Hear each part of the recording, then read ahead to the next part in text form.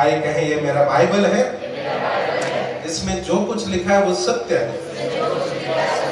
और इस वचन के अनुसार मेरे जीवन में कार्य हुआ, मैं बदला, मेरा मन बदला और मुझे नया मार्ग दिया। इसलिए मैं प्रभु यीशु को धन्यवाद करता हूँ, पिता को धन्यवाद करता हूँ जो उन्होंने मुझसे प्रेम किया, और इस वचन के अनुसार मैं निरंतर आगे बढ़ता जाऊंगा, क्योंकि ये मेरे मार्ग के लिए दीपक और उजियाला है, और अंधेरे स्थान पर उस समय तक मुझे अगुवाई करेगा जब तक पाँव ना फट जाए, यानी सुबह ना हो जाए, तब तक मुझे वचन मुझे अगुवाई करेगा, मुझे चलाएगा, थामे रहेगा। क्योंकि यद्यपि हम शरीर में चलते फिरते हैं तो भी शरीर के अनुसार नहीं लड़ते, क्योंकि हमारी लड़ाई के हथियार शारीरिक नहीं पर गढ़ों को ढा देने के लिए परमेश्वर के द्वारा सामर्थी है। इसलिए हम कल्पनाओं का और हर एक ऊंची बात का जो परमेश्वर की पहचान के विरुद्ध में उठती है खंडन करते हैं, और हर एक भावना को कैद करके मसीह का आज्ञाकारी बना देते हैं। आमीन। जो याद रखें, जब एक व्यक्ति इस जगह से बात करते हैं तो परमेश्वर बात करते हैं, और ये अनुभव जब तक आप यहाँ पर आकर नहीं प्रचार करोगे आपको शायद नहीं समझेगा, लेकिन समझे तो अच्छा है, क्योंकि एक मनुष्य कुछ न कुछ तैयारी करके आता है यहाँ पर बोलने के लिए, लेकिन पवित्र आत्मा उसे भरता है जो परमेश्वर देना चाहता है। हालेलुया। इसलिए जब यहाँ से प्रचार किया जाता है उसे स्वीकार करें और समझो मत, ऐसा है कि परमेश्वर का जीवित वचन है। Praise the Lord. हालेलुया। आइए हमारे बीच में भजन से बात करने के लिए ब्रदर एंसेल हमारे बीच में, आप ताली बजाकर स्वागत करें। परमेश्वर के नाम की स्तुति हो। हम अगर भजन संहिता 119 का 11वां वचन में पढ़ते हैं, हम समझेंगे कि वचन पढ़ा बिना, वचन को अपना हृदय में रखा बिना हम पाप से जयवंत नहीं हो सकता है। हमारा शारीरिक अभिलाषाओं से हमें छुटकारा पाना है तो वचन पढ़ना बहुत जरूरी है, क्योंकि हमारे पास सामर्थ्य नहीं है पापों से छुटकारा पाना, बाहर आने के लिए। केवल यीशु मसीह में वो सामर्थ्य है। जब यीशु मसीह एक व्यक्ति का जिंदगी में आता है, उसका हृदय में मन परिवर्तन होता है। इसलिए गीत में इस प्रकार एक गायक ने गाया, जब से प्यारा यीशु आया मेरा जीवन बदल गया। उसने ये नहीं गाया कि मेरा जीवन बदलने के बाद यीशु मसीह है। तो यीशु मसीह आता है तो हमारा जीवन बदलना ही बदलना है, वैसा है। तो हमारे पास सामर्थ्य नहीं, इसलिए कोलोसिया 3 का अगर 1 से 10 वचन तक पढ़ सकते हैं, स्वर्गीय वस्तुओं पे मन लगाओ, सांसारिक चीजों पे नहीं। तो स्वर्गीय वस्तुओं पे मन लगाना मतलब परमेश्वर का वचन को पढ़ना है, वचन को मनन करना है, वचन के बारे में हमें सोचना है। तो हम शारीरिक फलों को उत्पन्न नहीं करेंगे। शारीरिक फल जो है वो 5वां वचन से आप आगे पढ़ सकते हैं, 3 कोलोसिया का, कि किस तरह का अधर्मों का काम, अपवित्रता का काम शारीरिक फल उत्पन्न करता है। तो एक व्यक्ति मसीह में आ जाता है तो उसके अंदर नया मन, वो नया सृष्टि बन जाता है, उसका पुराने बातें निकल जाएंगे। अगर आप पूछेंगे कि मसीह लोग आपके जिंदगी में पाप होता है, ये होता है, मेरे जिंदगी में पाप होता है, आपकी जिंदगी में होता है, लेकिन ये वचन ये सिखा रहा है कि हमारा स्वभाव पाप का नहीं होना चाहिए। यीशु मसीह आता है तो यीशु मसीह का स्वभाव आना चाहिए। कहीं हम बातों में कभी गलत बोल देता है, कुछ ना कुछ बोल देता है, फिर सोचता है मैंने क्या बोल दिया। तो गलती होता है, लेकिन जानबूझकर हम डेलिबरेटली हम शारीरिक अभिलाषाओं में हम चलते रहेंगे तो उसके बारे में हिब्रू 10 का 26 में आप एक बार देख सकते हैं। हिब्रू 10 का 26 में लिखा है कि जो जानबूझकर डेलिबरेटली पाप करते हैं उनके लिए फिर दोबारा एक और बलिदान नहीं है, उसके लिए फिर इटर्नल कंडेमनेशन यानी अनंत का दंड है। तो वो हमें वचन में सिखाते हैं। तो यानी हमारे अंदर जो हमारा जो सेल्फ जो होता है वो हमारे अंदर खत्म होते रहना है। हमारा ये जो मैं जो शब्द है उसका इंग्लिश में कैपिटल आई आता है, उसका आप सेंटेंस का शुरुआत में लिखो, बीच में लिखो, कैपिटल आई है। तो वो कैपिटल आई हमारे अंदर खत्म होना है। वचन में स्वर्ग राज्य में प्रवेश करना है तो ये खत्म होने से प्रवेश होगा। अभी आप पूछेगा स्वर्ग राज्य का द्वार बाइबल में मेंशन किया है, कितना बड़ा है, किया है। मत्ती का 19 का 24वां वचन एक बार पढ़े। मत्ती 19 का 24। फिर कहता हूँ कि परमेश्वर के राज्य में धनवान के प्रवेश करने से ऊंट का सुई के नाके में से निकल जाना सहज है। ऊंट का सुई के नाके में से नाके का समान है स्वर्ग द्वार में प्रवेश करना। इस सुई का होल जितना है उतना है स्वर्ग राज्य का साइज। स्वर्ग राज्य का द्वार में प्रवेश करना, सकरा मार्ग में जाना। अगर आप एक चूहे को पूछेगा कि आप इस सुई का होल में से जा सकते हैं क्या, वो बोलेगा मेरे लिए असंभव है। कॉकरोच को पूछो जो सबसे छोटा, वो बोलेगा सुई मेरे साइज का, मैं कहां से प्रवेश करेगा। अगर आप एक चींटी को, एक मुंगी को पूछेगा, वो बोलेगा मैं कोशिश कर सकता हूँ लेकिन गारंटी नहीं उस होल में जाने की। हम स्कूल में पढ़ा हुआ एक विषय है अमीबा जो सिंगल सेल का एक छोटा सा एक क्रिएचर है जो पानी में, पॉन्ड में, लेक में होता है। वो ऑप्टिकल आई से दिखता नहीं है, उसको अगर माइक्रोस्कोप से देखेगा तो ही दिखेगा। तो उसको अगर पूछेगा आप सुई का होल में से चल के जा सकते हो, बोला मैं चल के नहीं, मैं दौड़ के जाके आ सकता हूँ। तो हमारा जो सेल्फ है उस अमीबा साइज में आना है, हम घटना है और मसीह हमारे अंदर बढ़ना है, ठीक है। तो इसके आगे हम देखेंगे दूसरा जो है, हम मसीह में चलना शुरू कर, वचन पढ़ने वाले रहेंगे तो हमारा उद्धार जो है वो कभी नष्ट नहीं होगा, क्योंकि वचन हमें इस प्रकार सिखाते हैं जो कोई यीशु मसीह को स्वीकार करता है पूरे दिल से उसका उद्धार होता है, फिर उसका बैप्टिज्म होता है, फिर परमेश्वर का एक अंग बन जाता है। वो ऑलरेडी डिक्लेयर कर देता है, जस्टिफाई करता है कि ये मेरा पुत्र है, वो ऑलरेडी जस्टिफाई कर दिया। तो परमेश्वर जस्टिफाई कर दिया और वचन में इस प्रकार कहता है कि जो कोई उस पर विश्वास करेगा वो नाश नहीं होगा परंतु अनंत जीवन प्राप्त करेगा। तो उसका मैं अगर उदाहरण देता हूं, अगर एक बच्चा जब जन्म लेता है, शुरुआत का कुछ महीना उसको पता नहीं होता उसका माता पिता कौन है, लेकिन माँ बाप जस्टिफाई करते हैं ये मेरा पुत्र है करके। लेकिन बच्चा पहला दूध पीना शुरू करता है, फिर सॉलिड फूड खाना शुरू करता है, मांस मटन खाना शुरू करता है, वो बड़ा होने लगता है, उसको पता चलता है उसका माँ बाप कौन है, उसका माँ बाप का स्वभाव उसको पता चलता है। उसी तरह हम मसीह में जब नया जन्म पाता है, परमेश्वर जस्टिफाई कर दिए हम उसके संतान हैं, लेकिन जब हम आत्मिक दूध पहला पीना शुरू करते हैं, फिर पढ़ते पढ़ते वचन से हमें प्रकटीकरण मिलना शुरू होता है, सॉलिड फूड खाना शुरू होता है, परमेश्वर कौन है इसका एक पहचान हमें होना शुरू होता है। तो हम जस्टिफिकेशन के बाद हमारे एंड से हमारा एक रोल है, वो है सैंक्टिफिकेशन, पवित्रीकरण, ऐसे भी बोलते हैं ना, वो होते रहना है। वो होना मतलब हर रोज हमारा सेल्फ को हम मार रहे हैं, हर रोज परमेश्वर के राइचियसनेस की ओर बढ़ रहा है, धार्मिकता की ओर बढ़ रहा है, हर रोज यीशु मसीह की तरह बनने की कोशिश कर रहा है, बन रहा है, और हर रोज पवित्रता की ओर बढ़ना, ये सैंक्टिफिकेशन होना जरूरी है।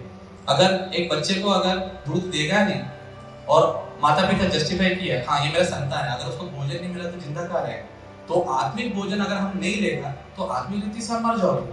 हमारा सैंक्टिफिकेशन होना है, हमारा डेली हमारा स्पिरिट रिन्यू होना है। रिन्यू होता है तो ये वचन पढ़ना बहुत जरूरी है, इस वचन का कोई सब्स्टिट्यूशन नहीं है। अब वचन पढ़े बिना आत्मिक रीति से पढ़ना मुश्किल है, इसलिए दाऊद कहता है 12 वचन में कि your God I have written in my heart that I might not sin against you. और 9वां वचन में भी लिखा है कि एक जवान कैसे अपना how he can cleanse his face by taking heed according to your word।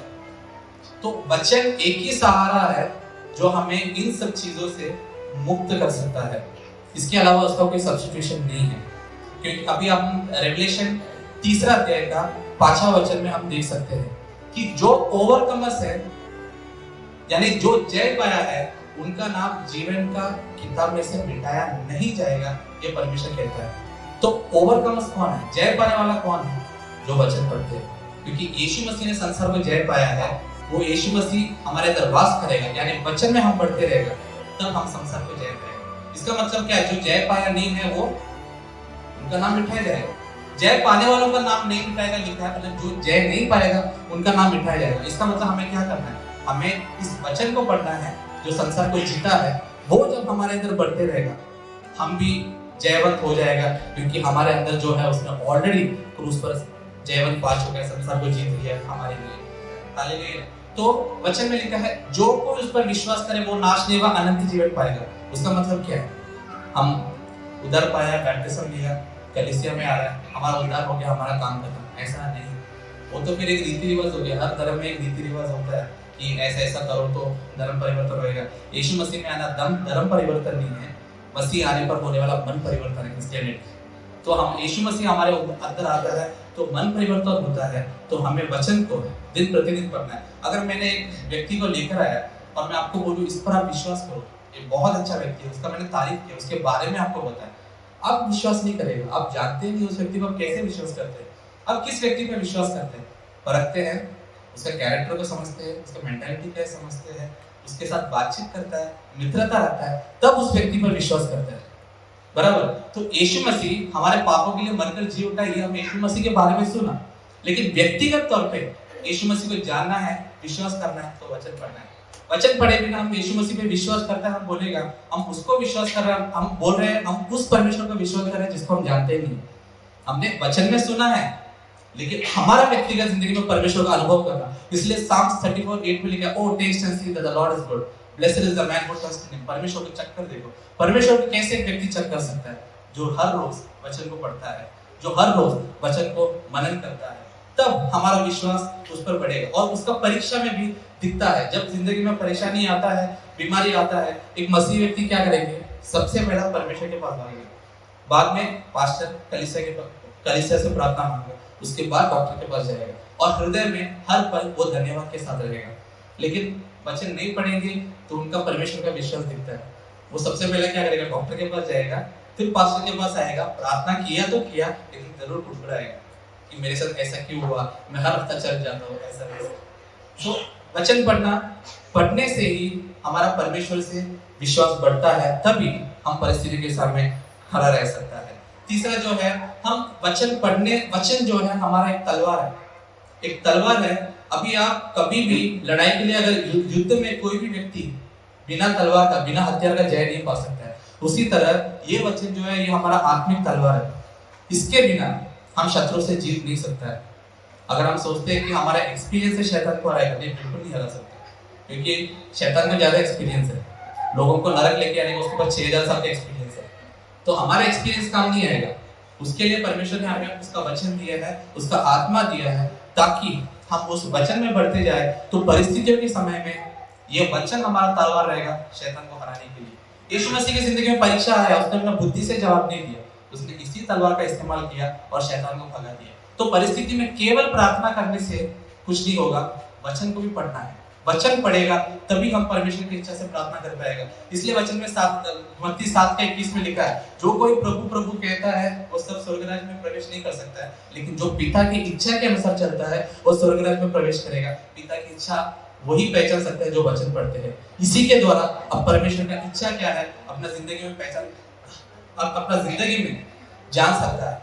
तो इसके लिए हमें वचन पढ़ना है, क्योंकि अगर आप सोचेगा कि मैं प्रार्थना करूंगा उससे मैं जय बन पाएगा, आप बिना तलवार का लड़ाई के लिए जाओगे तो आप हार जाओगे। शैतान देखिए, यीशु मसीह का नाम सुनते शैतान डर जाता है, लेकिन शैतान देखता है जो यीशु मसीह का नाम ले रहा है उसके हृदय में वचन नहीं है, परमेश्वर का आत्मा को भरा नहीं है, वो आके और अटैक कर सकता है। इसलिए आप एक्ट्स में देख सकते हैं, प्रेरितों का काम में 19वां अध्याय में शायद 16 से 18 वचन तक, उसमें क्या दिया है, संसद सेवक पौलुस परमेश्वर का अपोस्तल यीशु मसीह के नाम से चिन्ह चमत्कार कर रहे थे, रुमाल के द्वारा दुष्ट आत्मा निकल रहे, चिन्ह चमत्कार हो रहे थे। तो संसद सेवक वो भी गया दुष्ट आत्मा निकालने के लिए। वो जब एक व्यक्ति का दुष्ट आत्मा निकालने के लिए गया तो दुष्ट आत्मा कहा, मैं पौलुस को जानता हूँ, मैं यीशु मसीह को जानता हूँ, तुम कौन है? और उस पर आक्रमण किया और उसको घायल कर दिया, उसके शरीर से खून निकलने लगा, अपना वस्त्र छोड़ के उस भागना शुरू किया, बिना वस्त्र का वो भागकर बचना शुरू किया। क्यों? शैतान देखता है यीशु मसीह का जो नाम ले रहा है हृदय में वचन नहीं है, आत्मा नहीं है, तो आत्मा और वचन के बिना आप लड़ाई में नहीं जा सकते हैं। इस तलवार को आपको इस्तेमाल करना है। हम केवल प्रचार के लिए हम वचन नहीं पढ़ते हैं, हम आत्मिक उन्नति के लिए वचन पढ़ते हैं।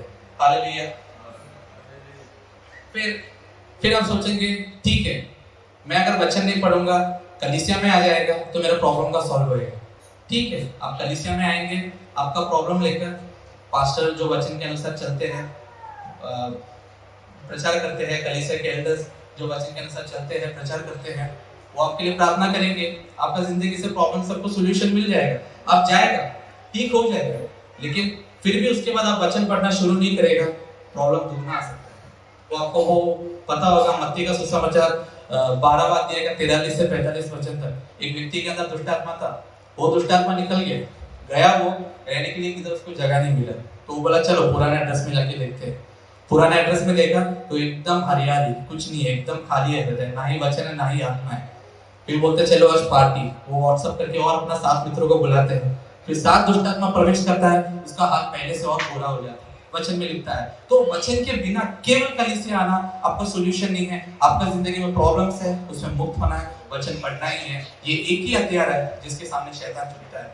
और चौथा जो आगे हम वचन में देख सकते हैं कि हम सृष्टिकर्ता को केवल वचन पढ़ने से उसको जान सकता है।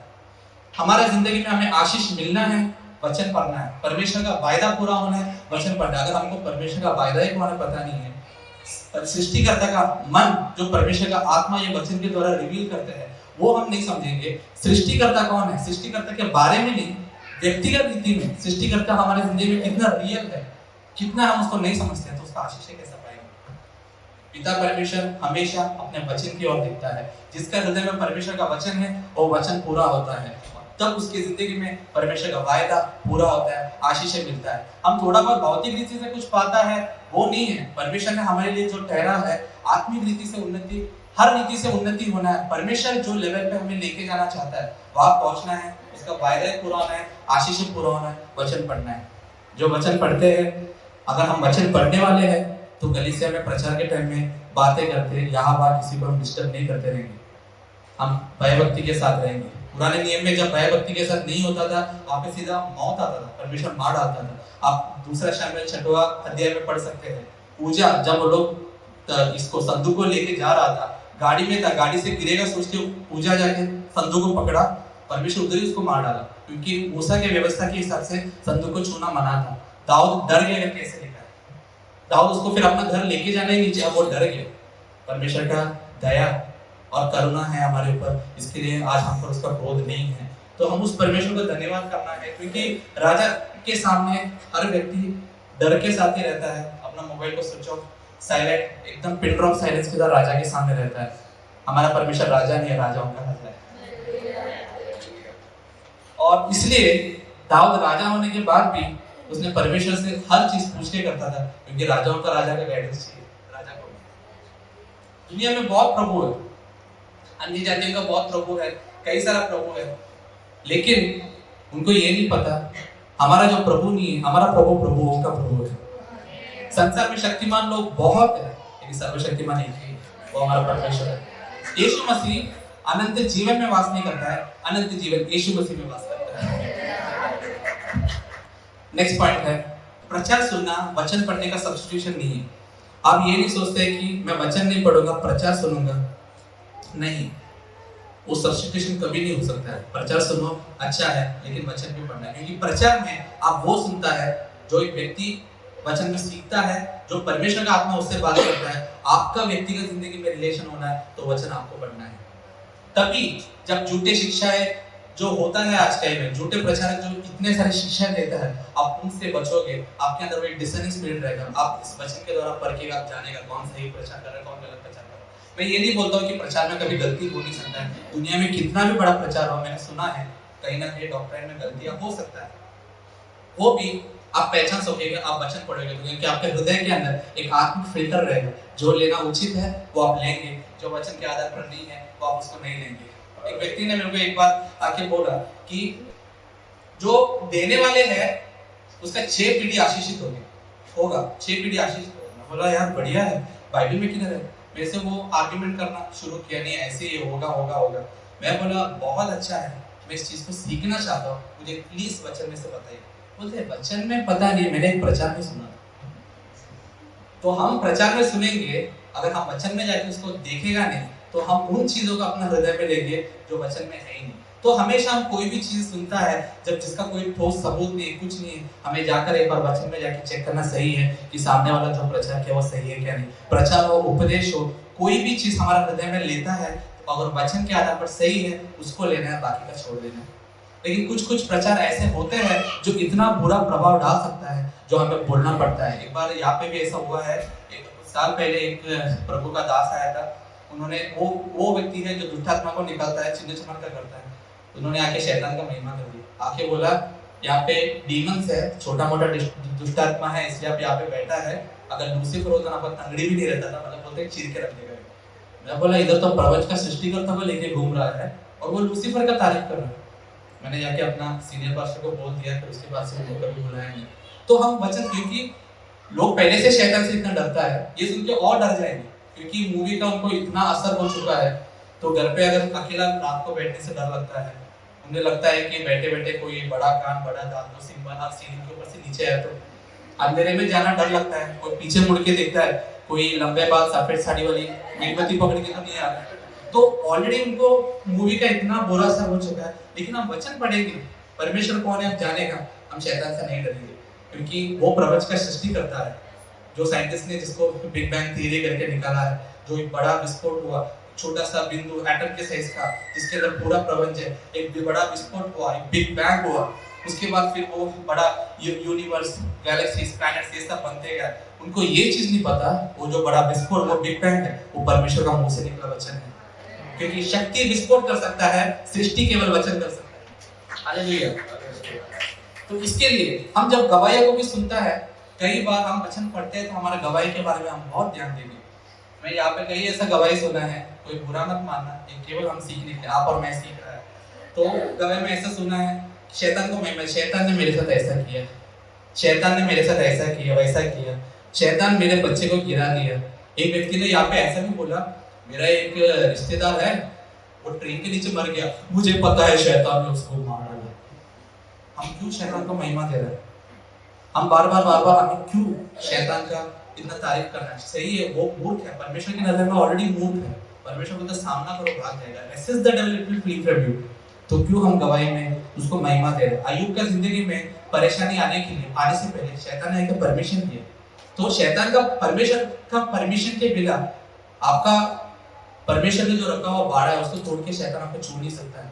तो परिस्थिति आता है, परमेश्वर अनुमति देता है, वचन के अनुसार चलता है, तो शैतान को महिमा मत दो। वो भले हारा रहेगा तो भी वो चाहता है कि हमारे मुंह से बोले, अरे मेरा वीर पराक्रम को बताओ, मैं ऐसा करता हूँ, मैं वैसा करता हूँ। स्मार्ट है, टैलेंटेड है, होशियार है, वो चाहता है ये सुनने के लिए। मैं एक यूट्यूबर है जो यूट्यूब में आके पहले उन्होंने एक फिटनेस इंडस्ट्री में पहले इंटरव्यू लेता था। वहाँ पे उनका डाउनफॉल शुरू हुआ, तो उन्होंने खुद बॉडी बिल्डिंग शुरू किया। वहाँ पे भी डाउनफॉल शुरू हुआ, फिर उन्होंने एक नया ट्रेंड लेके आया जहाँ पे लोगों को गलत इन्फॉर्मेशन, नेगेटिव चीजें बोलना कि तुम लोग BCAA की जगह पे तुम लोग टैन पियो, तुम लोग ये KFC चिकन खाओ, प्रोटीन में दारू मिला के, इस तरह गलत इन्फॉर्मेशन। तो फिटनेस इंडस्ट्री में हर उसको सब लोग उसको जानते हैं, सब उसको गलत, उसको चिल्लाते रहते हैं कि ये ऐसा बोल रहे हैं, वैसा बोल रहा है, उसको ट्रोल होना शुरू हुआ। वो चाहता है, उसको कैसा है, मीडिया में लोग मेरे बारे में बोलते रहो, कुछ भी हो बस बोलते रहो, भले बुरा हो अच्छा हो, बस दिन में 100 वीडियो उसके बारे में लोग केवल बोलना है। शैतान भी वही है, वो मूर्ख है, उसको परमेश्वर ने रिजेक्ट कर दिया, उसको मूर्खता में ठहरा है। चेले लोग भी उसको रिजेक्ट कर दिया, मूर्खता में ठहरा है। तो हमको उसके बारे में बार बार शैतान ऐसा किया वैसा किया, उसका पराक्रम को बोलने का जरूरत नहीं। वो मूर्ख है, उसको सामना करे तो वो भाग जाएगा। अब वो आज देखेगा तो आज मीडिया में बोल, एंटरटेनमेंट दुनिया में बोल, हर जगह उसका चलता रहता है, लोगों को धोखा देता है। अगर आप और मैं वचन पढ़ने वाले रहेंगे तो इन लोगों से बचेगा। हमें पता चलेगा परमेश्वर हमारा, उसका वचन हमारा पैर का दीप रहेगा, जिधर जाना उचित नहीं है वहां से हमें छुड़ाएगा और वो हमें संभालेगा।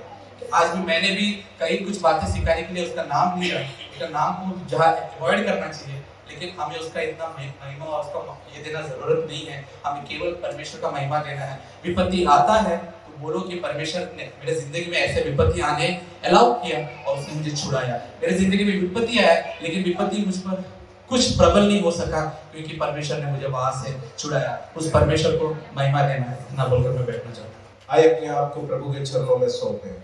जैसे हमने वचन पढ़ा कि जवान अपने चाल चलन को किस रीति से शुद्ध रख सकता है, एक प्रश्न, फिर आगे उसका उत्तर है, कहता है परमेश्वर का वचन के अनुसार। परमेश्वर का वचन ही है जो हमें चलाता है, बढ़ाता है, हमें अगुवाई करता है। वचन ही है जो हमें संभालता है, वचन ही है जो हमें रिस्टोर, पुनः स्थापन करता है, वचन ही है जो हमें बल प्रदान करता है। वचन ही है जो हमें जीवन की ओर लेकर जाता है। तो वचन का कितना स्थान हमारे जीवन में है प्रियो। प्रभु के चरणों में अपने आप को इस वचन के अनुसार सौंपे, समर्पण करें। अपने जीवन की कई बातें जो हमने की है प्रभु के चरणों में उसे समर्पण करें, उसे माने, स्वीकार करें। जैसे वचन में लिखा है, जो अपने अपराध छिपाए रखते हैं उनके कार्य सफल नहीं होते, परंतु जो उसे मान लेते हैं और छोड़ देते हैं उस पर दया की जाएगी, कृपा की जाएगी। हम सब मिलकर परमेश्वर के वचन पर आगे बढ़े। हम सब मिलकर परमेश्वर के वचन को दिन रात मनन करें, अध्ययन करें, और वचन हमारे जीवन के लिए, हमारे मार्ग के लिए उजाला है, दीपक है। वो हमें अगुवाई करेंगे, वो हमें फिसलने नहीं देगा, हमें गिरने नहीं देगा, वो संभालेगा जब हम उनके वचन के अनुसार चल रहे हैं।